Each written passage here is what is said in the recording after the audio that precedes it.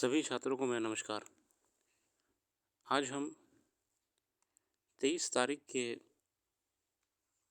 Indian express में जानेंगे देश विदेश की विभिन्न खबरें जो आपकी तैयारी के लिए महत्वपूर्ण हैं।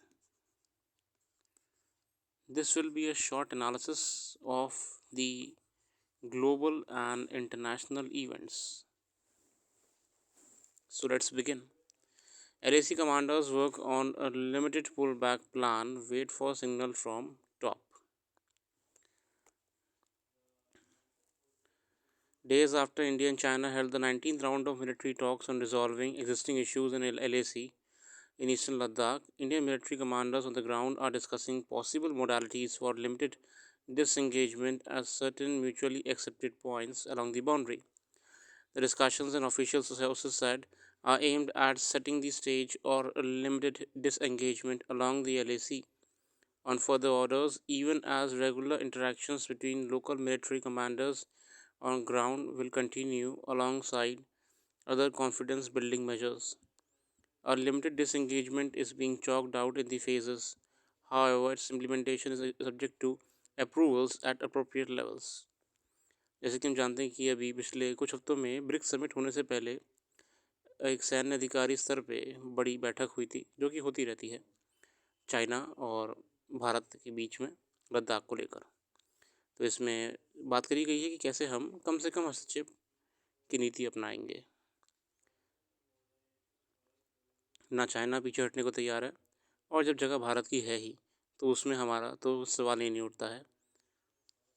PM at BRICS looking forward to bilateral. India will soon be global growth engine. A 3-day official visit to South Africa for the BRICS summit. Prime Minister Narendra Modi said Tuesday that he looked forward for holding a bilateral meetings. अभी जानते हैं कि हमारे मोदी साहब BRICS meeting attend करने गए हुए हैं। Brazil, Russia, India, China and South Africa BRICS का फुल फॉर्म है। ये ध्यान रखिएगा, ब्रिक्स का फुल फॉर्म है ब्रिक्स। Brazil, Russia,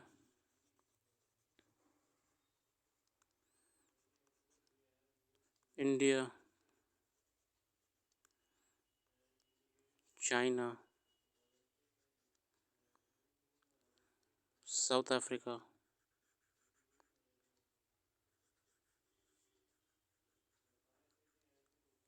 BRICS.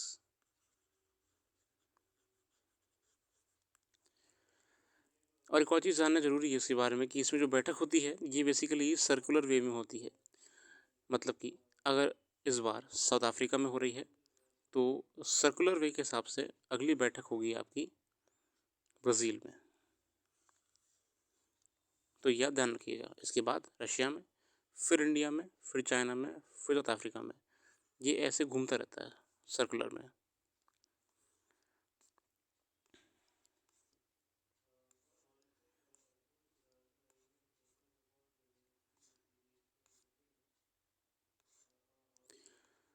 ये चंद्रयान को लेके फिर से कुछ टिप्पणी है। ये आपके लिए डायरेक्टली काम में नहीं आने वाला है, बहुत रेयर केस में आ गया तो आ गया। जैसे कि कलाम इंस्टीट्यूट चंद्रयान-1 left imprint on moon. India's first mission on moon in 2008 was in orbiter. When the spacecraft was being assembled, President APJ Abdul Kalam visited ISRO office. According to an account by former ISRO chairman G. Madhavan and Nair, Kalam asked scientists what evidence Chandrayaan would have to show it has been to moon. When scientists said it would have pictures of lunar surface, Kalam apparently shook his head and said that would not be enough. He then suggested that spacecraft carry an instrument that could be made to fall on the moon surface. एक ऐसा instrument बनाई जो कि moon surface पे गिरे जाके। ISRO heeded Kalam advice and made design changes to accommodate a new instrument. The Moon Impact Probe hit the lunar surface and became first Indian object on the moon. Russia's Luna 25 spacecraft crashed on lunar surface on Saturday. An earlier version of same lander was supposed to go on India's Chandrayaan-2 spacecraft but did not. पहले जो Luna 25 था ये basically Chandrayaan के साथ कार्य करने के लिए था। पहले कोलैबोरेशन क्या था कि Chandrayaan-2 was spacecraft was supposed to be joint mission with Russia. India was supposed to provide the rocket and orbiter, while the lander and the rover would have come from Russia. ठीक है, छोड़िए। यहाँ पे हम देख रहे हैं कि अब देखिए चंद्रयान 3, चंद्रयान 1, 2, 3 मिशन हो गए हैं, मगर अब जो अगला मिशन मून का होगा वो चंद्रयान 4 या 5 नहीं होगा, उसका नया नाम होगा। उसका नया नाम क्या होगा? उसका नाम होगा ल्यूपेक्स। इंडिया विल बिफोर दो send another moon mission in collaboration with Japan. हमारा जापान के साथ एक कोलैबोरेशन होगा और उस कोलैबोरेशन में जो मिशन कहलाया जाएगा मून का, उसका नाम होगा ल्यूपेक्स। ल्यूपेक्स मिशन, ध्यान रखिएगा, ल्यूपेक्स मिशन। दवाई का नाम लग रहा है मगर मिशन का नाम है, और 2024-25 के आसपास में ये होगा।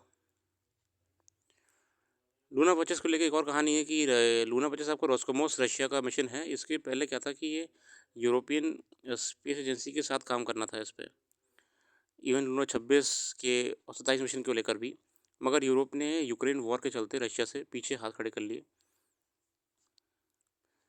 Japan Israel landing bids were by private companies. Japan Israel ने भी देखिए मून पे पहले अपना कदम रखे थे, तो वो प्राइवेट स्पेस कंपनीज द्वारा कार्य हुआ था। अब इसमें जानना चाहें कि इनके मिशंस का नाम क्या था, तो देखिए इजराइल का जो मिशन था, जो इजराइल का मिशन था वो था, इजराइल के मिशन का नाम था साथियों बेरीशीट। बेरीशीट। और जो जापान का मिशन था, जो जो जापान का मिशन था उसका नाम था हाकुटो।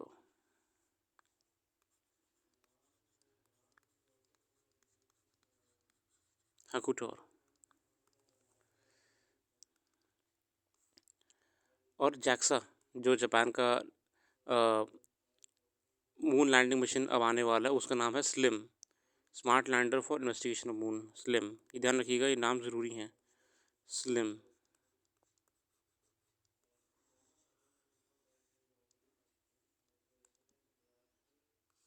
On Madras day the story behind the cities founding and name. Madras का नाम कैसे पड़ा, ये आर्टिकल आप पढ़ लीजिएगा, मैं इस पर थोड़ा सा आपको बताऊंगा। The east India company arrived in India in the early 17th century. Its goal was to trade here. In 1612, they defeated the Portuguese at Solihull. They controlled the pilgrim sea route from west eastern India to Mecca. Under Thomas Roe, the EIC secured an accord for the court of Emperor Jahangir. Now the English could trade and establish factories in India. In return for aiding the Mughals' naval power, beginning with the Surat, they established trading posts called forts on the eastern coast, and they did so at Masulipatam. हम जानते हैं कि मसूलीपट्टनम में 1611 में मसूलीपट्टनम 1611 में एक पत्तन port स्थापित किया गया था। ठीक है। The Dutch were also based on near by, Dutch भी पास में थे, इन Pulicat, and was a source of tensions. Francis Day, the EIC representative, proposed that he should be allowed to look at fresh settlement.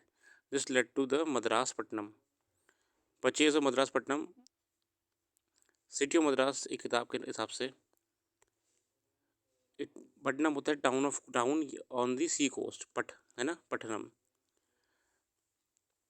One theory that a fish fisherman named Madrasan implored Day to name the city after him, but some sources claim that the name existed before the arrival of Britishers. Madrasa, located near or a church by the name of Madre Dos, मतलब ये नाम मद्रास कैसे आया, तो एक church था आपका पास में जिसका नाम था मॉड्रे डे डॉस, वहाँ से आया। ये थ्योरीज हैं। In the past Madraspatnam had been ruled by the Pallavas and Cholas. At the time of the arrival of British, it was under the Vijayanagar rulers who appointed chieftains known as Nayak. Vijayanagara ने नायक को appoint करा था। District official website notes the Damarla Venkatapati Nayak, an influential chieftain under the Venkat III, was in charge of the area of present Chennai city, gave the grant of a piece of land lying between the river Coombe, almost at the point it enters the sea, and another river known as the Egmore River, to the English in 1639. This was Madras Patnam, and it was there that Fort St. George was found. ठीक है ना। तो ये छोटी सी कहानी है कि ये डिस्ट्रिक्ट के आपके चीफ थे आपका दमराला वेंकटपति नायक साहब, इन्होंने ही बेसिकली यहाँ पे मद्रासपट्टनम और फोर्ट सेंट जॉर्ज जैसी जगहों को के बारे में इस किताब के हिसाब से जिक्र करा है। इनका लिंक है in the honour of Venkatapati father Chennappa Nayak. इनके फादर का नाम था Chennappa Nayak. The settlement which had grown around Fort Saint George was named Chennapattanam. ठीक है, अब जो वेंकटपति नायक थे इनके पिताजी का नाम था चन्नापट्टनम, तो चन्नापट्टनम जी के नाम पे चेन्नई रखा गया। ठीक है, ये वाली आर्टिकल है आपका यंग इंडियंस और वर्कफोर्स को लेके, आप देख लीजिएगा प्लीज़। इसमें बताया कि कैसे कि भले इंडियन पॉपुलेशन यंग है मगर वर्कफोर्स एजिंग है। What does an aging workforce mean? It basically means that among the employed in India, the share of young people is going down. The share of young people is going down, while the share of those closer to 60 years of age is going up. In CMI's data, youth are defined as those above 15 years and below 25 years of age. But since the PM spoke of those under 30 years as the youth, consider workforce divided into three groups: those older than 15 but younger than 30, those aged 30 years or more but less than 45, and those aged 45 and older. ठीक है, ये देख लीजिएगा, ये इतना data इसमें है, main चीज़ ये है।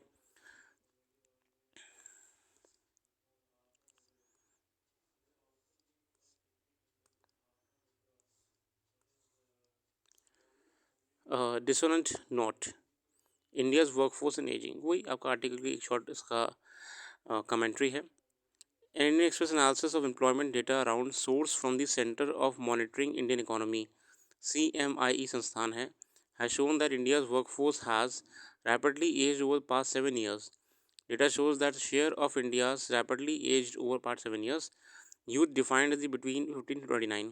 अगर हम यहाँ बात कर रहे हैं कि युवा कौन है, यूथ कौन है, अगर हम बात करते हैं कि यूथ यहाँ पे कौन है, तो यूथ है 15 से 29 ईयर्स ऑफ एज वाले व्यक्ति, ये है youth. Has fallen from 25% in 1617 to just 17% at the end of 2023.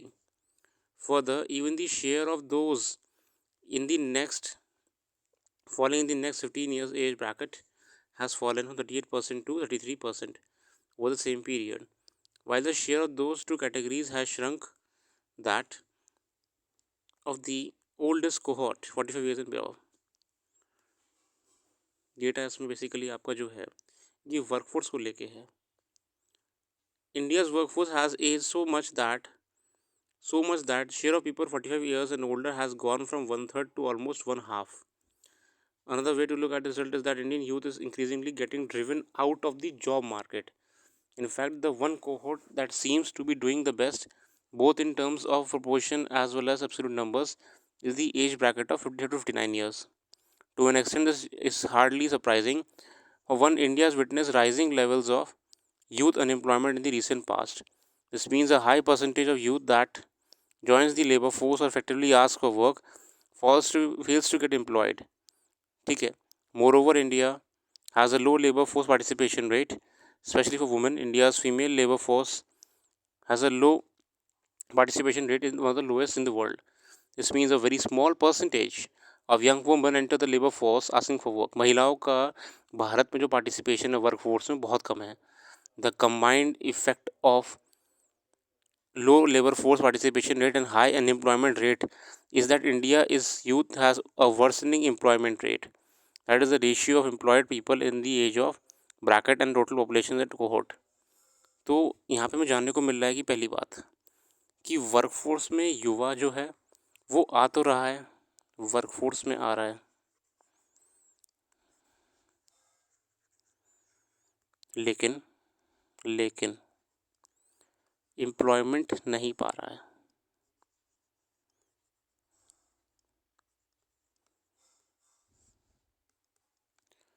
महिला, जितनी भी महिला हैं उनका परसेंटेज वर्कफोर्स में बहुत कम है।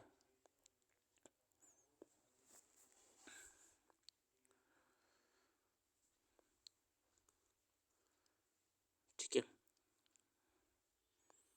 ये आर्टिकल कुछ खास नहीं, रिसर्च पेपर को लेके एक कमेंट्री है यहाँ पे, आप पढ़ लीजिएगा इसको। इंपॉर्टेंट नहीं है। ब्रिक्स को लेके यहाँ पे दिया हुआ है कि कैसे ब्रिक्स का सिग्निफिकेंस बहुत ज़्यादा है। जैसे कि हम जानते हैं कि पढ़ लेते हैं पहले इसके बारे में। As the BRICS summit gets under way in South Africa, it's worth remembering that there is perhaps no other grouping in which the gap between aspiration and reality is as wide as the one. The BRICS was born in a moment when a particular configuration of global order seemed possible.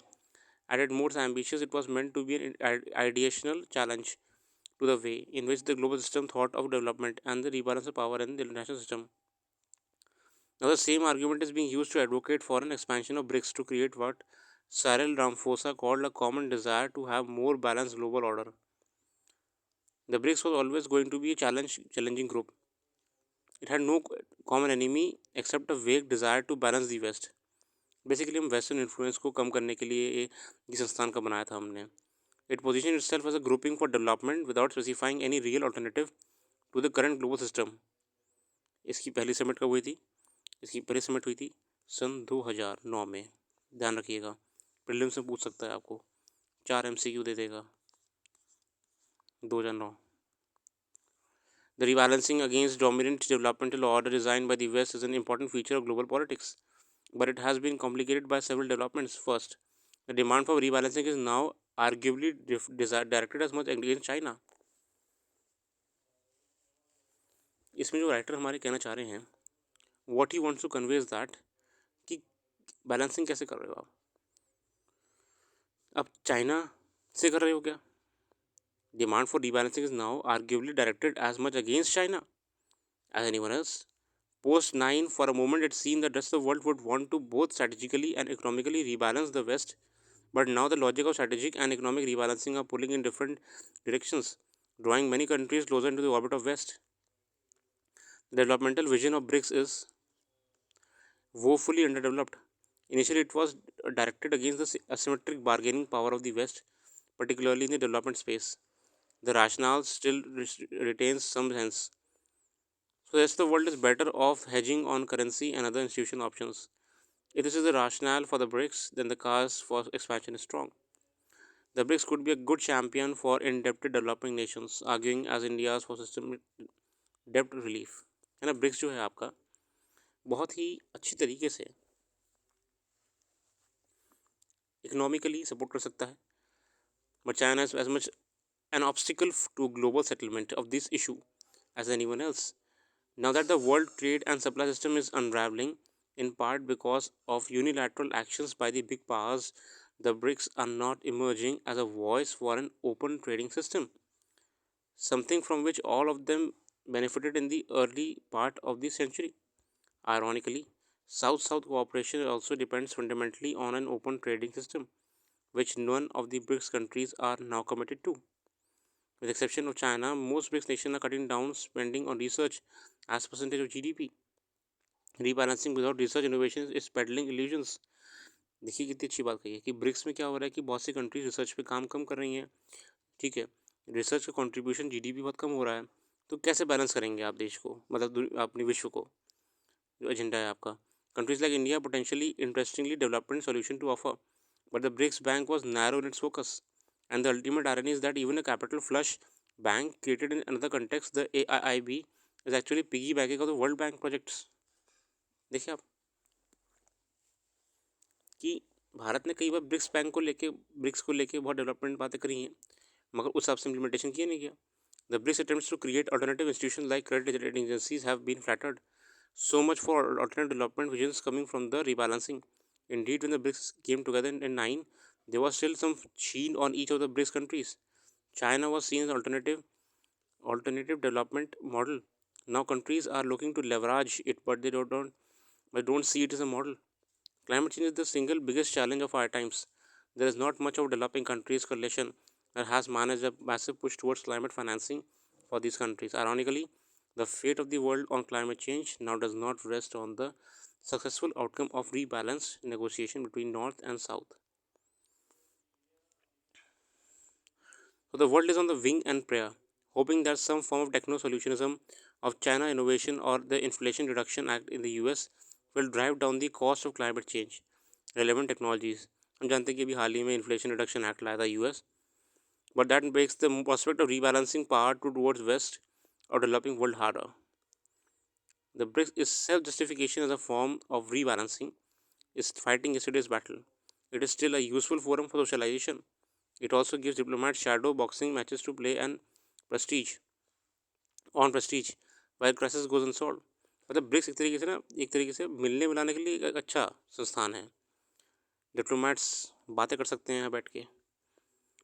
Great power competition is now putting world peace at risk in a way not seen for decades. The BRICS is often compared with the Bandung, but this comparison is inept. When the non-alignment movement was created, its explicit function was to try and prevent the world from blowing up the face of great power military and ideological competition. हम जानते हैं कि जो non alignment movement था NAM, इससे काम ये था कि विश्व को अब और विध्वंसक होने से रोकना था. What the world needs at the moment is more rebalancing against both US and China. Something that they throw cold water, the brinksmanship. ठीक है. तो यहाँ पे हमने जानने का प्रयास करा कैसे ब्रिक्स जो संस्था है आपकी, वो कहीं ना कहीं थोड़ी सी अपने कार्यशैली में कमज़ोर है और कई आयामों पे उसे काम करने की ज़रूरत है. अगला आर्टिकल हमारे सामने जो आ रहा है, रेजिस्टिंग लैंडस्लाइड, ये बेसिकली कलाचंद सैन साहब का है. ये आपके डायरेक्टर हैं वारडी इंस्टीट्यूट ऑफ हिमालयन जियोलॉजी. और ये अगर आपको बता दूं कि वारडी इंस्टीट्यूट क्या है, ये बहुत बड़ी संस्थान है उत्तराखंड में और सीधी सेंट्रल गवर्नमेंट इनसे रिकमेंडेशंस लेती है. हिमालय को में कोई भी त्रासदी होती है या फिर कोई भी बात होती है तो वारडी इंस्टीट्यूट से. तो उन्होंने यहाँ जिक्र करा है, the deaths and destruction of landslides in Himachal Pradesh last week have led to much needed attention on the Himalayan ecosystem. Tectonic or new tectonic activities associated with the numerous subsurface processes like rock deformation, exhumination, and the reworking of rocks and surface processes such as erosion, weathering, and rain show precipitation make the ecosystem inherently fragile. Climate-induced excessive events like freezing, thawing, and the heavy rain, snow precipitation lead to avalanches.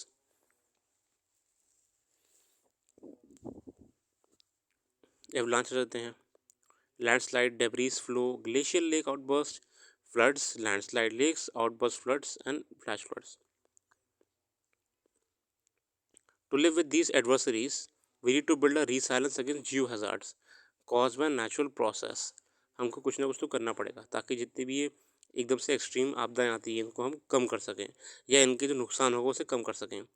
A network of relevant sensors, real time monitoring, हम technology tech का use करें ना, monitoring का, आपकी lidar, आपकी satellite based mapping techniques का, real time monitoring, analysis and integration data, and development of an integrated early warning systems based on AI and ML machine learning algorithms.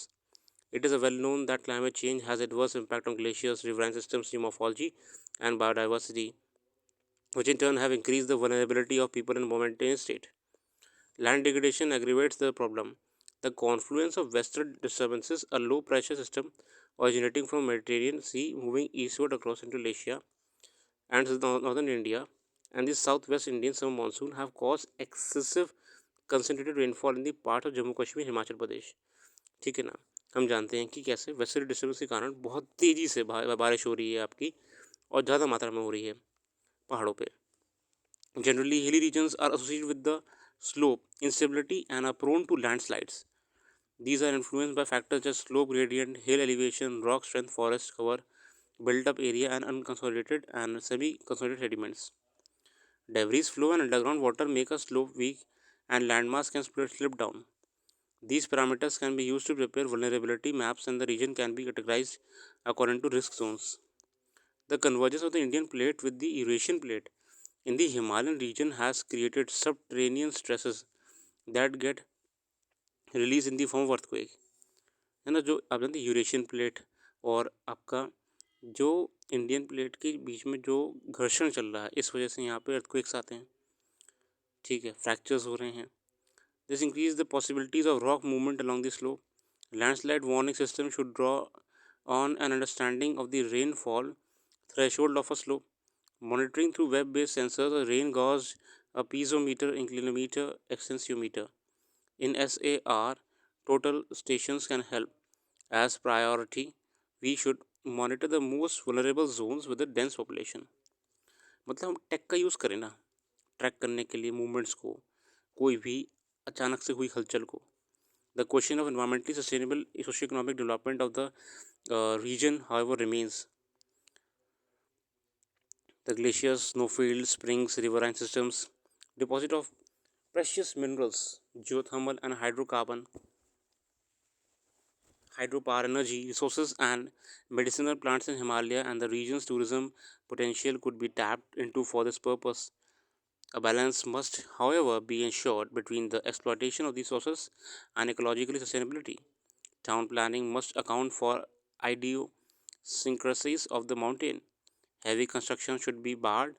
Care should be taken to have proper drainage system. Slope cutting, if necessary, should be done scientifically, and emphasis should be on having retaining walls and adherence to building codes.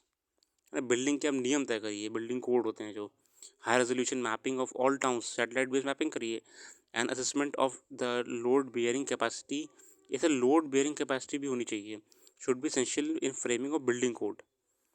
ठीक है, Wadia institute के director हैं. इन्होंने हमें बताया कि कैसे हम लेटेस्ट टेक्नोलॉजी के माध्यम से कोई भी आपदा का असर कम कर सकते हैं या फिर उसके आने से पहले हम अवेयर हो सकते हैं.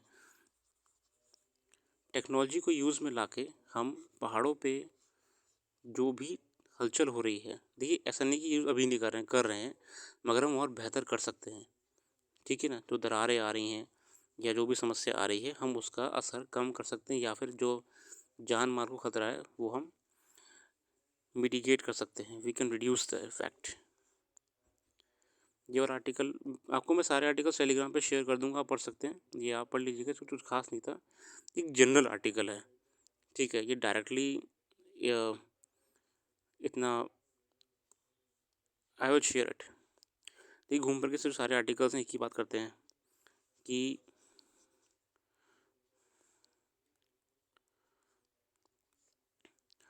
ग्लोबल साउथ, मैंने आपको पुरानी वीडियोस में बताया हुआ है. अगर आपको जानना है ग्लोबल साउथ क्या है तो ये आप देखिए वीडियोस जाके पुरानी वाली. ग्लोबल साउथ एक नया एजेंडा है जो हमारी गवर्नमेंट, खासकर इंडियन गवर्नमेंट, ये प्रयास कर रही है कि जो एक नैरेटिव था शुरुआत से वेस्ट, हम नैरेटिव इस्टेब्लिश करा रहे हैं ग्लोबल साउथ. और ग्लोबल साउथ क्या है? ग्लोबल साउथ उन देशों का समूह होगा या जो है सबसे ज़्यादा वर्ल्ड में प्रोडक्शन कर रही हैं, सबसे ज़्यादा लोग विश्व में जाके कंट्रीब्यूट कर रहे हैं, वेस्टर्न कंट्रीज़ में जाके योगदान दे रहे हैं. तो ये ग्लोबल साउथ नैरेटिव है. ये प्रयास करा जा रहा है गवर्नमेंट के द्वारा, मोदी जी के द्वारा, कि नया नैरेटिव सेट करके जो वेस्टर्न नेशन को ज़बरदस्ती का एक अननेसरी लाइमलाइट मिली हुई है उसे हम इधर डायरेक्ट करें. अरे जब सदर्न कंट्रीज़ आपकी हैं, प्रोडक्शन सबसे आगे हैं, संसाधन इन्हीं के पास हैं, इन्हीं देशों के लोग फॉरेन कंट्री में जाके सेवाएं दे रहे हैं, तो हमें क्यों बैकवर्ड कहा जा रहा है भाई? तो ये नैरेटिव है ग्लोबल साउथ का. ठीक है ना, यूनिपोलर वर्ल्ड, मल्टीपोलर वर्ल्ड. ठीक है,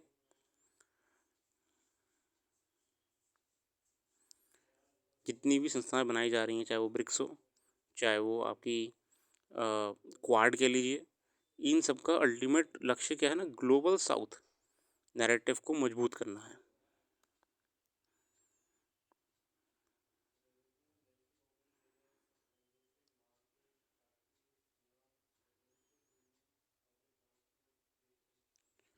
ये और आप पढ़िएगा ज़रा.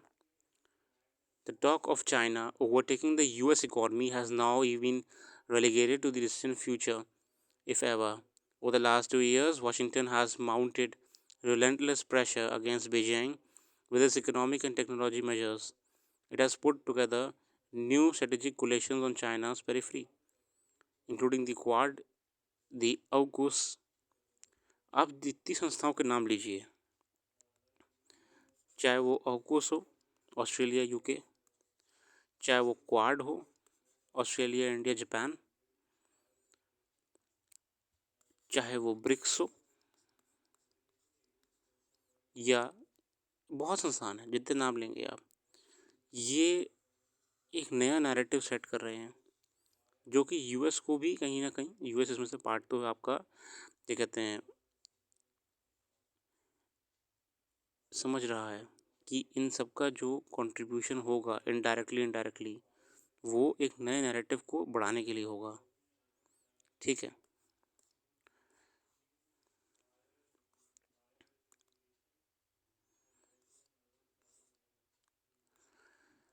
ये है, देखिए खबर है, nuclear power plants radio active. हम जानते हैं कि जापान में फुकुशिमा दाइची पावर प्लांट सन 2011 में चर्चा में आया था। आप लोग को मैं थोड़ा सा पास्ट में ले जाऊंगा। सन 2011 में चर्चा में आया था, मैं उसी की बात कर रहा हूँ यहाँ पे।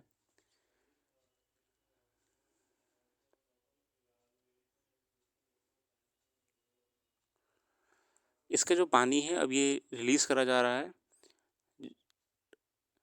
Japan said it will release the sea releasing the water 1 million metric tons of treated radioactive water from the wrecked Fukushima nuclear power plant on August 24। ये पानी में रिलीज़ करेंगे। इसका प्रॉपर ट्रीटमेंट हो चुका है।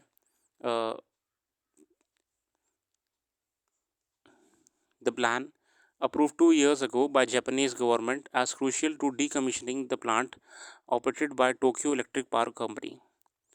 ठीक है, तो कुछ प्रोटेस्टर्स आपके हैं, वो लोग मना कर रहे हैं कि भैया आप रेडियो एक्टिव पानी को ऐसे मत छोड़ो पानी में, नॉर्मल वाटर बॉडी में। बट जापान ने क्लियर कर दिया है कि जो संस्थाएं हैं आपकी, ठीक है, वो पूरी प्लान के बाद ही परमिशन दिया है हमको कि पानी को हम रिलीज़ कर सकते हैं।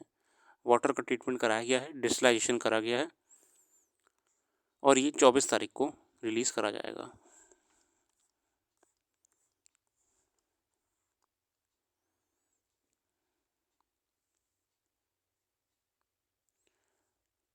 अगर आप जानना चाहते हैं कि IAEA संस्था का क्या नाम है, फुल फॉर्म, तो ये है इंटरनेशनल एटॉमिक एनर्जी एजेंसी। ठीक है, और यहाँ पे जो रेडियो एक्टिव एलिमेंट्स हैं, स्ट्रोंशियम 90, आयोडीन 129, स्ट्रोंशियम, कार्बन 14, हम इन सब की बात कर रहे हैं, जो कि खतरा है पर्यावरण के लिए, मगर इनका फिलहाल ट्रीटमेंट कर दिया गया है। फिल्टरिंग प्रोसेस के माध्यम से इन सब एलिमेंट्स को रिमूव करा गया है, और WHO या UN की संस्थाएं हैं, इन लोगों ने ये इंश्योर करवाया है कि इनको ट्रीटमेंट कर करके पानी को बिल्कुल एक नॉर्मल पानी तो नहीं हम बना सकते, मगर हाँ, इस पानी का हैज़ार्ड जो होगा वो नॉर्मल पानी से भी कम के लेवल पे लाने के लिए प्रयास करा गया है, और जो कि हुआ भी है डिस्टिलाइजेशन करके। तो एनवायरनमेंट के रूप में ये आपका खतरा नहीं होगा। 2011 में सुनामी आई थी आपकी, आपको ध्यान है, सुनामी यहीं पे जापान के पास में, तो उसमें न्यूक्लियर रिएक्टर पूरी तरह से तबाह, इनकी जो वर्किंग थी वो बहुत ही, पहली बात तो खतरा बन गई थी पूरी दुनिया के लिए। अगर ज़रा से भी गड़बड़ी कोई होती तो पता नहीं क्या देखने को मिलता। ये फुकुशिमा दाइची की ही हम बात कर रहे हैं, तो कोई दिक्कत नहीं, ट्रीटमेंट जब पानी का हो चुका है तो ऐसी कोई भी समस्या नहीं आएगी।